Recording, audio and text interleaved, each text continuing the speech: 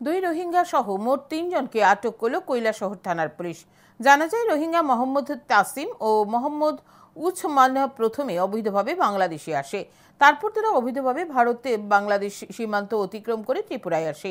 বুধবার তারা কৈলাসহরের রাঙ্গাউটি থেকে একটি ব্যাটারি চালিত অটোতে করে কৈলাসহরের পশ্চিম বাজার হয়ে গোবিন্দপুরের দিকে যাচ্ছিল।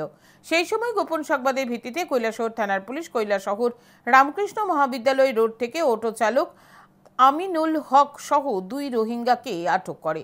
ধৃতদের বিরুদ্ধে সুনির্দিষ্ট ধারায় কৈলাসহর থানায় মামলা দায়ের করা হয়েছে। পুলিশ প্রাথমিক তদন্তে জানতে পারে, ধৃত 2 রোহিঙ্গা নাগরিক উত্তরপ্রদেশের দেওগ্রামে যাওয়ার পরিকল্পনা ছিল। বৃহস্পতিবার ধৃতদের আদালতে সোপর্দ করে পুলিশ।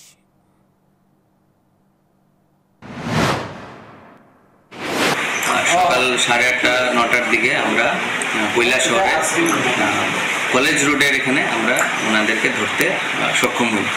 তো ওনাদেরকে 2 জন ছিল আর একজন অটো ড্রাইভার যে ওনাদেরকে নিয়ে যাচ্ছিল।